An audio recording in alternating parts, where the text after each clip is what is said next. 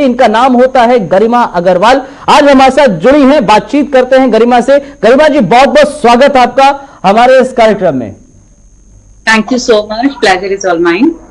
गरिमा जी, क्या हालचाल है आपके? ठीक है आप? जी, मैं बिल्कुल ठीक हूँ। अच्छा, फैमिली के साथ हूँ। चलिए चलिए, ये बताइए कैसा गुजरा है लॉकडाउन का समय, कैसा गुजरा आपका? देखिए, टाइम टफ था और उसमें पॉजिटिविटी हम सबको डबल कर देनी थी। तो इस वजह से मैंने स्टार्टिंग में ही सोच लिया था अपना एक शेड्यूल बना लूं, और इसीलिए मैंने एक शेड्यूल डिसाइड किया। ओके। और मॉर्निंग में प्राणायाम से दिन की शुरुआत की। उसके बाद क्योंकि कोई मेड या हेल्पर नहीं है तो घर के सारे काम किए, and then yoga and gymming.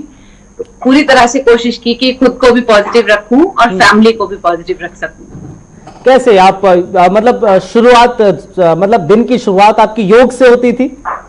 जी, मेरे दिन की शुरुआत प्राणायाम से होती है। अच्छा। और उसके बाद फिर मैं अपने जो रेगुलर एक्सरसाइजेज हैं वो करती हूँ। मैंने आपका सोशल मीडिया में देख रहा था, आपका सोशल मीडिया के अकाउंट्स आपके देख रहा था, उसमें ये देख पा रहा था कि आप बहुत ज्यादा लोगों को मोटिवेट भी करती हुई नजर आती हैं। किस तरीके से लोगों को मोटिवेट आपने इस दौरान किया है, क्योंकि आप लोगों के मोटिवेशन की बहुत ज्यादा जरूरत थी इस वक्त? जी, देखिए, सबसे पहले तो हमें ट्रेजर करना चाहिए कि लाइफ तो हमेशा से ही अनप्रिडिक्टेबल थी। और मेरा ऐसा सोचना है अब्दुल जी कि अगर हम एक दूसरे को टाइम टू टाइम मोटिवेट करते हैं और एक दूसरे के साथ में कनेक्टेड रहते हैं, और अभी तो सोशल मीडिया एक इतना अच्छी कनेक्टिविटी का जरिया बन गया है, तो हम एक दूसरे को मोटिवेट करते हैं तो अपनी परेशानियां थोड़ी सी कम लगती हैं। ये लगता है कि हमारे साथ में सब लोग हैं, तो वो पॉजिटिविटी हम लोग इंक्रीज कर सकते हैं। तो मैं time to time Facebook page के थ्रू, इंस्टा के थ्रू लाइव जाती हूँ और लोगों को मोटिवेट करने की कोशिश करती हूँ। और कई बार लाइव सेशन ऐसे भी कंडक्ट करती हूँ कि अगर वो मुझसे बात करना चाहें डायरेक्टली लाइव, तो भी मैं उनके क्वेश्चंस के आंसर देना प्रेफर करती हूँ। और ऐसे बहुत से लोग मुतासिर हुए हैं आपसे, मतलब बहुत लोग इंस्पायर हुए हैं आपसे? ऐसा आप मतलब प्रतिक्रियाएं आई हैं क्या ऐसी कुछ? जी, बहुत सारा अच्छा रिस्पांस मुझे मिला है। और मैं ये कहना चाहती हूँ कि मैंने भी बहुत कुछ सीखा है जिंदगी से, और अपने जो सीनियर्स हैं उनसे बहुत कुछ सीखा है। और अगर मैं किसी को कुछ सिखा पाऊँ, शेयर कर पाऊँ अपना पॉजिटिव एक्सपीरियंस, तो that is so lucky for me. तो लोगों का कहना है कि आपसे बात करके हमें बहुत इंस्पिरेशन मिलती है, सीखने के लिए मिलता है, और बहुत अच्छा लगता है। चलिए, आपने तो मैं आपको बहुत ब्लेस्ड फील करती हूँ। जिंदगी की आपने बात की, बहुत कुछ सीखा है आपने जिंदगी से। जिंदगी का सफर आपका मुंबई तक, सपनों की दुनिया तक कैसे पहुंच गया? उस नगरी तक जहां पर जाने का ऐसा लगता है कि हर किसी का ख्वाब होगा। हर कोई ये सोचता है कि भले ही हम छोटे कस्बे से हैं, शहर से हैं या फिर बड़े शहर से हैं, वहां हम जरूर पहुंचे। तो एक मेरठ से एक लड़की, जिसको शायद इस बात का इल्म नहीं था कि वो क्या करेगी क्या नहीं करेगी, लेकिन एकाएक उसके जहन में कुछ आता है और वो अपनी मतलब शिद्दत के साथ उस काम में लग जाती है और फिर मुंबई महानगरी में पहुंच जाती है। कैसा सफर रहा आपका? देखिए, मैं आपको बताना चाहती हूँ कि मैं तो बचपन में ही जाना चाहती थी बॉलीवुड इंडस्ट्री में। लेकिन फैमिली से जब शेयर किया तो उस टाइम का जो समय था, उस टाइम लोग इतना कॉन्फिडेंट नहीं होते थे बच्चों को बाहर भेजने के लिए। तो वो मेरे पेरेंट्स ने मना कर दिया, और आप जो बनना चाहते हैं वैसे ही होते हैं। तो मैंने अपने स्कूल के सारे स्टेज शोज में, सब में हमेशा पार्टिसिपेट किया कि कोई बात नहीं, मैं बॉलीवुड तक नहीं जा पा रही हूँ, तो यहीं पर अपनी इच्छा को पूरा कर लूं। तो करते करते फिर मैरिज हो गई, 2 बेटे हो गए, और फिर फैमिली में एक बार डिस्कशन हुआ कि मैं बॉलीवुड में जाना चाहती थी जी। और इस बीच में मैंने अपना एक पर्सनालिटी डेवलपमेंट का इंस्टीट्यूशन भी रन किया अपने हस्बैंड के साथ में। एंड देन हम लोगों ने स्कूल स्टार्ट किया अपने एम इंटरनेशनल एकेडमी के साथ में, जिसकी आज 6 ब्रांचेस हैं। तो फिर जब डिस्कशन हो रहा था तो मेरे बच्चों ने, मेरे हस्बैंड ने मुझे मोटिवेट किया कि अभी बहुत कुछ जिंदगी में कर लिया है और अब वो समय आ चुका है कि बच्चे बड़े हो गए हैं और आप अपने पैशन के पीछे जाइए। अच्छा। तो ये एक भगवान के आशीर्वाद से पॉसिबल हुआ सब कुछ कि हम लोग मुंबई गए और फिर मैंने अपनी ऑडिशन की यात्रा शुरू की। And the auditions really worked. Okay. अच्छा, फर्स्ट ऑडिशन याद है? अच्छी अपॉर्चुनिटीज मिले जी। फर्स्ट ऑडिशन याद है आपको? कैसा रहा था? नर्वसनेस थी, नहीं थी? मतलब ऑब्वियसली नर्वसनेस होगी, लेकिन उस नर्वसनेस में कैसे आपने ऑडिशन दिया था, याद है कुछ? अब्दुल जी, बहुत अच्छे से याद है मुझे जी। कुछ माँ सरस्वती की ऐसी कृपा रही है कि जब अपने यूपी लेवल पे भी मैंने ब्राइट फेस यूपी विन किया, दिल्ली लेवल पे बहुत सारे अवार्ड्स विन किए, और मीडिया के जितने भी शोज होते थे वो सब करती थी, तो कभी नर्वसनेस नहीं हुई। लेकिन जब मुंबई में अपना पहला ऑडिशन देने के लिए गई थी, हाँ। उससे पहले 2 फिल्में कर चुकी थी। हाँ। अच्छा। मेरठ से ही सिलेक्शन हुआ था, 2 फिल्म कर चुकी थी, तो वो कॉन्फिडेंस वापस बिल्ड हो चुका था। अच्छा। तो मेरा सबसे पहला ऑडिशन सारेगामा प्रोडक्शंस में था, और ऑडिशन के बाद उन्होंने बोल दिया कि ठीक है मैम, आपके लिए कुछ होता है तो हम बताते हैं। अच्छा। और मैं वहां से वापस चल दी। 1 मिनट के बाद पीछे से आवाज आती है कि एक्सक्यूज मी मैम, ये एक स्क्रिप्ट और आप करके दिखाइए। अच्छा। तो मैंने उस पर फिर दोबारा से ऑडिशन दिया, उस दूसरी स्क्रिप्ट पर। एंड मतलब ये मेरे लिए अनबिलीवेबल है। उन्होंने कहा कि मैं जैसे 2 जनवरी को ऑडिशन दे रही थी, उन्होंने कहा 9 जनवरी को हम आपके साथ शूट कर रहे हैं। अच्छा, इतनी जल्दी शूट कर रहे हैं? जी। क्या ये ये अपने आप में ही मतलब एक अंदर से मतलब अच्छा लगता है कि हाँ, जिस काम के लिए आए हैं और जो काम करने आए थे, और इतना बेहतरीन तरीके से किया कि सामने वाले ने ये नहीं सोचा कि भैया इस टैलेंट को मुझे जाने नहीं देना है, आप आइए 9 तारीख से ही कीजिए आके। जी जी। तो आई वॉज ब्लेस्ड, एंड मुझे मेरा confidence just double and triple हो गया कि आई कैन डू इट। ये वो कौन सा शूट था, या फिर कहाँ के लिए था वो? ये सावधान इंडिया कंडक्ट करता है, सारेगामा प्रोडक्शंस, तो सावधान इंडिया के लिए सिलेक्शन हुआ था। टीवी में सबसे पहले मैंने सावधान इंडिया किया। अच्छा, फिर आपने तो आई थिंक मतलब मैं देखा था ये रिश्ता क्या कहलाता में भी आपने किया है, और तमाम कुंडली भाग्य में भी आपने किरदार निभाया है, तमाम सीरियल्स में आपने किरदार निभाए हैं, और बहुत सारी मूवीज जो हैं उसमें भी आप किरदार निभा चुकी हैं अलग अलग। आने वाली भी हैं आपकी कुछ मूवीज? जी अब्दुल जी, भगवान के आशीर्वाद से 3 साल में 3 फिल्में मेरी रिलीज हो चुकी हैं। रिस्क ड्रामा, चेज और हसीना। और अभी 2020 में मेरी जो फिल्म पोस्ट प्रोडक्शन कंप्लीट कर चुकी है और रिलीज होने जा रही थी, उनमें से मेन है Sridevi bungalow and incredible India, और बधाई हो बेटी हुई है, एंड करते रहो जब बाप के बाप। एक अमेज़न वेब सीरीज मेरी रिलीजिंग पर थी, चाचा विधायक है हमारे, सीजन 2। अच्छा। और एक web series Shukla the terror मेरी रिलीज होने वाली थी। तो काफी सारा वर्क जो मेरा भी रिलीज होने वाला था 2020 में, वो सब पोस्ट प्रोडक्शन में है। जल्दी से लॉकडाउन ओपन हो और हालात अच्छे हो, सब कुछ भगवान करे जल्दी से ठीक हो। तो श्रीदेवी बंगलो का जिक्र करें, शकुंतला का आप किरदार निभा रही है, शकुंतला नाम के। जी जी। क्या किरदार है, कुछ अगर आप बताना चाहे तो? बिल्कुल बिल्कुल। श्रीदेवी बंगलो एक स्टोरी बेस्ड फिल्म है जो श्रीदेवी जी की मर्डर मिस्ट्री पर बनाई गई है। अच्छा।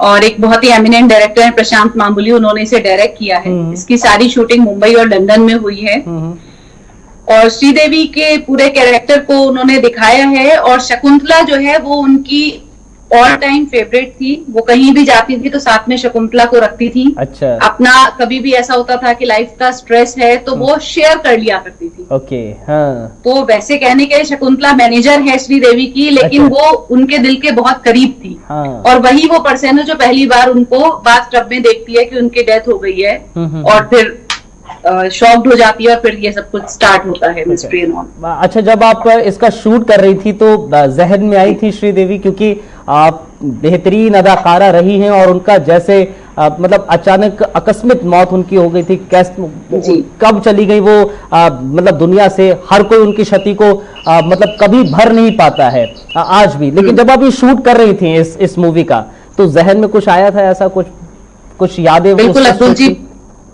बहुत अच्छी बात आपने कही है।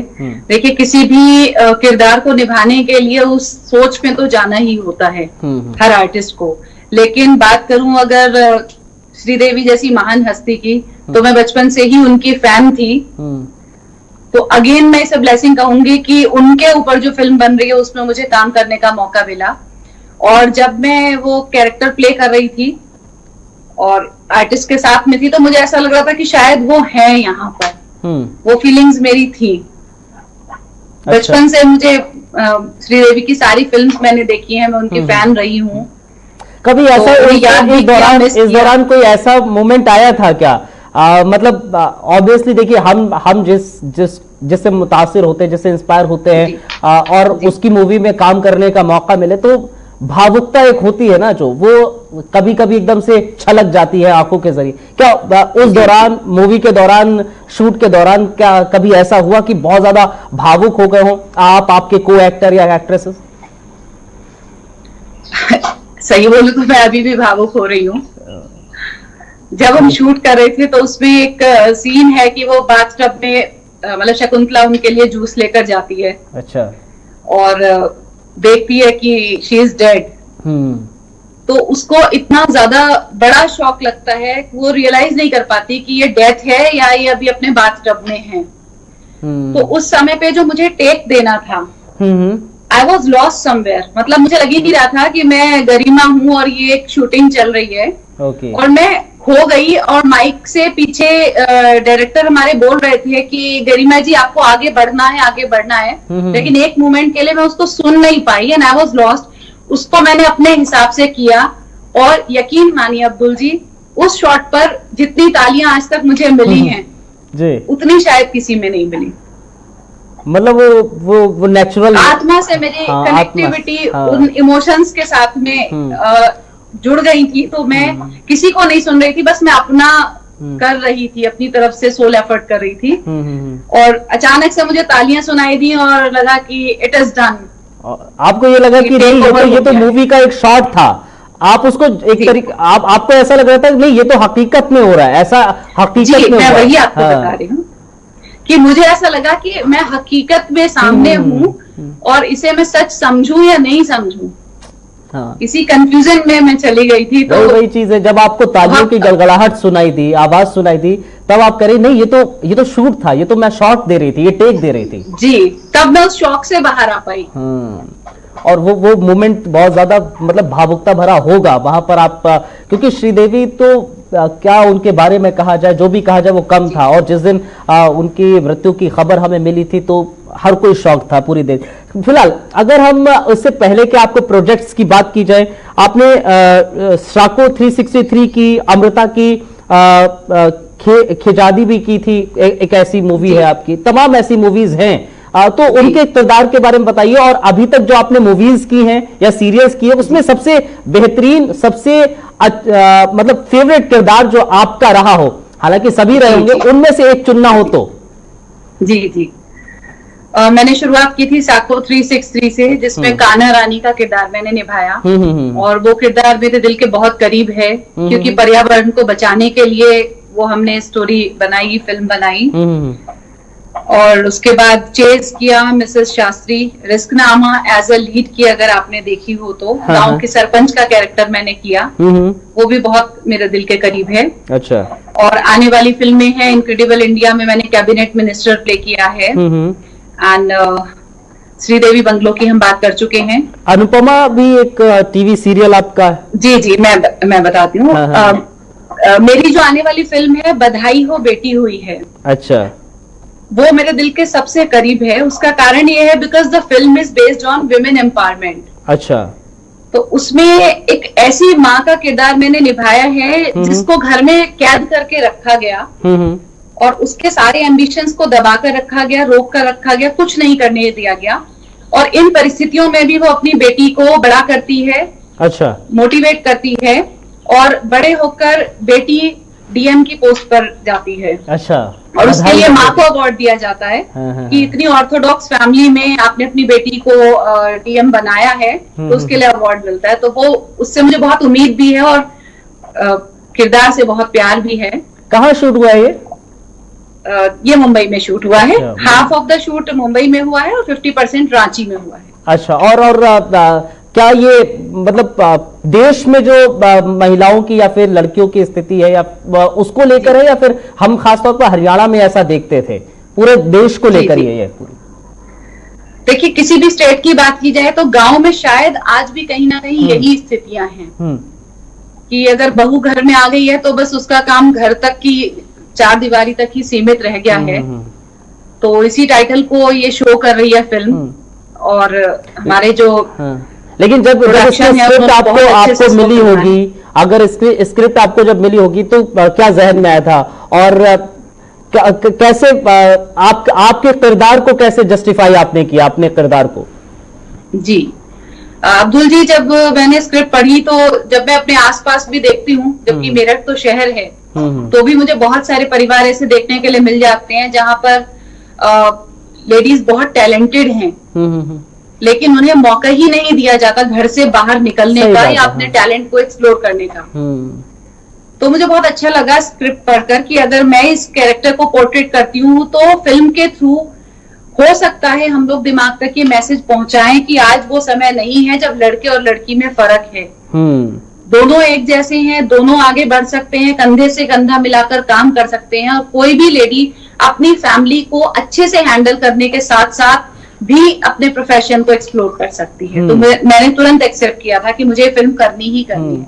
और आज की तारीख मुझे बहुत ज्यादा प्रॉब्लम नहीं है, क्योंकि आप भी मतलब आपने शुरुआत से, आपने जैसे बताया जिंदगी के बारे में कि आपने शुरुआत से सपना तो देखा था, लेकिन पहले फैमिली ने सपोर्ट नहीं किया, तो आप अपना करते रहे, काम करते रहे। अगर मेरठ में अगर देखें, अलग अलग जगहों पर, स्कूल लेवल पर, कॉलेज लेवल पर, फिर स्टेट लेवल पर काम करते रहे थे, लेकिन उसके बाद शादी भी हो गई, बच्चे भी हो गए, और उसके बाद आपने अपना जो ख्वाहिश थी, अपनी जो उसको पूरा करने की कोशिश की। तो एक शायद कनेक्ट किया उसे कनेक्ट कर पाई और उसे बहुत अच्छे से पोर्ट्रे कर पाई, इसीलिए क्योंकि कहीं ना कहीं मेरी जिंदगी से मिलती जुलती कहानी थी। और ऐसे आपकी तरह बहुत लोगों की शायद जिंदगी से मिलती जुलती ये कहानी होगी, और बहुत सारे लोगों को एक सीख मिलेगी इस मूवी से। बिल्कुल सीखने के लिए मिलेगा, और समझ में भी आएगा ये जो कंफ्यूजन हमारी सोसाइटी में रहता है कि एक लेडी या तो घर संभाल सकती है, बाहर संभाल सकती है।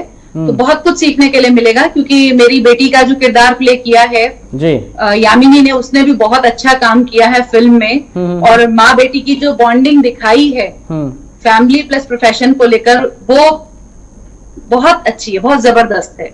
अच्छा, काफी बेहतर तरीके से उसको निभाया गया है। और यामिनी के साथ कैसा आपका रहा है, कोऑर्डिनेशन कैसा रहा है? देखिए, मेरे दो बेटे हैं, और मैं जब सेट पे होती थी तो वो मम्मी उसने कहना शुरू किया, और आज ये है कि पूरा फिल्म हमने शूट कर ली है, वो मुझे मॉम ही बोलती है, और मुझे फीलिंग्स भी वही आती है कि माँ बेटी की ही बॉन्डिंग है। अच्छा, बहुत अच्छी बात है। और चलिए आगे बढ़ते हैं। और अभी का अगर बात की जाए, इस वक्त की अगर बात की जाए, फिल्मी दुनिया में भी इस समय एक तरीके से थम से गए हैं, सब कुछ चीजें थम गई हैं लॉकडाउन की वजह से, कोविड-19 के कारण। तो उसको लेकर आपको क्या लगता है? हमने बात की लॉकडाउन में कैसे आपका समय गुजर रहा है, आपने बताया इस वजह से गुजर रहा है, लेकिन बावजूद उसके अब चीजें अनलॉक हो रही है, अनलॉक फेज 1 में हम पहुंच गए हैं। तो क्या आपको यह लगता है कि हाँ, आने वाले समय में हम फिर से बेहतर हो पाएंगे, या फिर अब हमें खुद को संभालना है? अब सरकार या फिर पुलिस डंडा नहीं बजाएगी आप लोगों पर, आप लोगों को सख्ती नहीं बरतेगी, अब हमें खुद ये सोचना है कि अपनी सुरक्षा अपने हाथ है। कोविड-19 को लेकर क्या कहेंगे? जी अब्दुल जी, बहुत सही आपने बोला कि अभी तक तो जैसे परिवार के मुखिया होते हैं, इस तरह से गवर्नमेंट ने हमें गाइड किया, और हम लोग लॉकडाउन को फॉलो कर रहे थे, घर के अंदर थे। लेकिन टफ टाइम तो अब शुरू हुआ है, आज से शुरू हुआ है, क्योंकि सब कुछ खुल गया है। तो अब हम पर डिपेंड करेगा कि हम कोविड-19 को कैसे हराते हैं। हमें अपने आप को चैलेंज करना होगा कि अगर हमें कोई बहुत जरूरी काम नहीं है तो अननेसेसरी हमें क्राउड में नहीं जाना है, और इनकेस जाना पड़ रहा है तो जो भी इंस्ट्रक्शंस हमें दी गई हैं उन्हें अब हम 102% फॉलो कर रहे हैं। अपनी भी जान का ख्याल रखना है, और पूरे दुनिया की जान का ख्याल रखते हुए अभी हमें अपने आप को लेकर बहुत बहुत स्ट्रिक्ट होना पड़ेगा। चीजों को वापस आने में बहुत समय लग जाएगा, मैं मानती हूँ। जैसे कि अभी स्टार प्लस के शो की बात आप कर रहे थे, अनुपमा, जो कि मेरा शो रिलीज होने वाला था 4 अप्रैल से। तो उस टीम के साथ में कल मेरा डिस्कशन चल रहा था क्योंकि उनके पास इतना बैंक नहीं है कि अभी वो उसको ऑन एयर ला सकें। हाँ। शूटिंग की बात चल रही थी, लेकिन एक हेल्दी डिस्कशन में यही साबित होता है कि अभी एकदम लॉकडाउन खुलने के बाद अगर सब कुछ शूटिंग एंड ऑल स्टार्ट होता है तो ये बहुत हार्मफुल, बहुत डेंजरस हो सकता है। हाँ। तो बेटर यही है कि अभी हम अपने मन में यही ट्रेजर करें। हाँ। कि हम अभी भी लॉकडाउन में हैं। हाँ हाँ हाँ। बस इतना रिलैक्सेशन फील करें कि अगर कोई बहुत ज्यादा इमरजेंसी या जरूरत है तो उसके लिए बाहर जाएं, सारी इंस्ट्रक्शंस को फॉलो करते हुए, फिर वापस घर में ही रहें। क्योंकि देखिए जान है तो जहान है। बिल्कुल, अगर सब हेल्दी रहेंगे तो सब कुछ वापस कर पाएंगे। क्योंकि अभी देखिए, अब जो आपने कहा कि अब जो है टफ टाइम अब शुरू हुआ है, अब हमें अपनी जिम्मेदारी का एहसास अब हमें कराना है। अभी तक तो सरकार आपको कह रही थी, पुलिस आपको कह रही थी, प्रशासन आपको कह रही थी, और अभी तक हम लोग कोरोना योद्धाओं को सलाम कर रहे थे। अब हमें खुद कोरोना योद्धा बनना है। एग्जैक्टली। तो अभी कोरोना योद्धा बनने की हमारी बारी है, तो हमें इसे एज अ चैलेंज एक्सेप्ट करना चाहिए। एक तरीके से हम ये लोग मुझे सुन रहे हैं, देख रहे हैं, मैं यही कहना चाहती हूँ कि अब आपका नंबर है अपने आप को प्रूव करने का। तो ये जो कोविड के केसेस हैं, अगर कम होते नजर आए तो डेफिनेटली कोरोना योद्धा बनने में हम लोग सफल होंगे। हाँ, कोरोना वॉरियर्स अब हमें बनना है और उसमें सफल हो जाएंगे। आपने कहा चैलेंज के तौर पर इसको देखें तो एक चीज हो सकती है, आप सोशल मीडिया पर, हम सोशल मीडिया पर, या तमाम लोग अब जैसे हमने देखा है सोशल मीडिया पर कि चैलेंज एक्सेप्टेड, एक चैलेंज दे दिया जाता है लोगों को। तो अब एक ट्रेंड शुरू करते हैं हम और आप कि लोगों को एक चैलेंज देते हैं कि अब आप कोरोना वॉरियर्स बने और जब घर से बाहर निकले तो मास्क लगाएं और एक अपनी फोटो हमारे वॉल पर पोस्ट करें या फिर कुछ ऐसे पोस्ट करें और चैलेंज एक्सेप्टेड लिखें। तो इसकी शुरुआत आप करेंगी?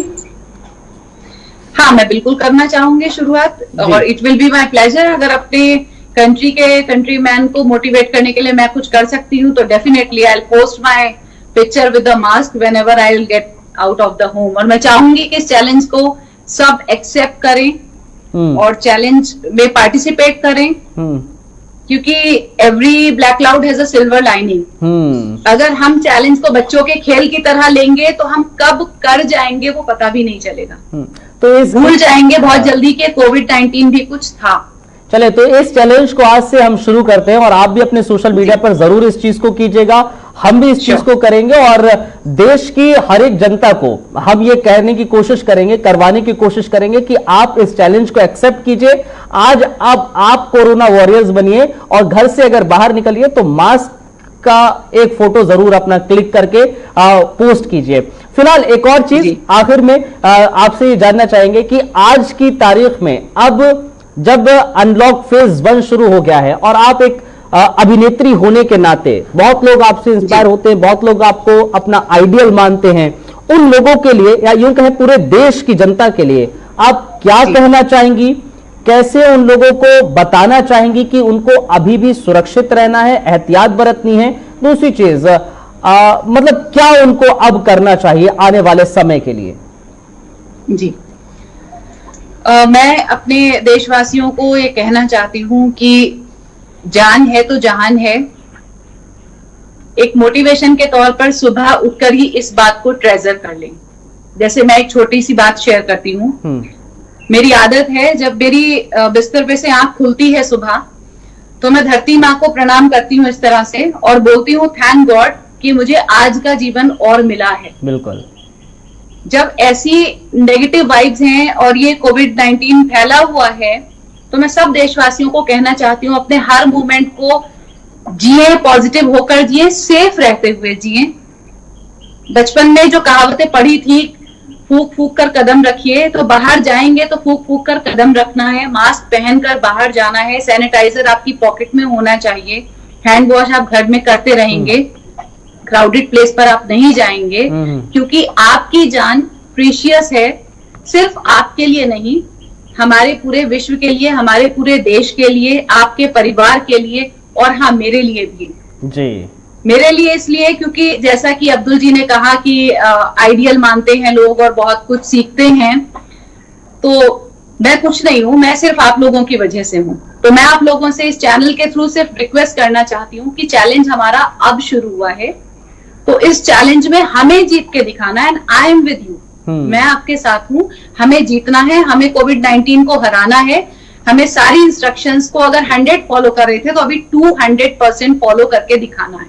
चलिए बहुत बहुत शुक्रिया, जल्दी से स्थिति से बाहर आना है। चलिए बहुत बहुत शुक्रिया आपका और शुभकामनाएं आपको आपके आने वाले प्रोजेक्ट्स के लिए। बहुत बहुत धन्यवाद गरिमा जी हमारे साथ जुड़ने के लिए और लोगों को अब बताने के लिए, अपील उनको करने के लिए। और कोविड-19 को लेकर अब हमारा जो है चैलेंज शुरू हुआ है, जैसे गरिमा जी भी कह रही थी, अब चैलेंज एक्सेप्ट करना है आपको और अपने आप को सुरक्षित रखना है, एहतियात बरतने हैं। फिलहाल हम एक छोटा सा ब्रेक ले रहे हैं, कहीं मत जाइए आप लोग, बने रहिए हमारे साथ।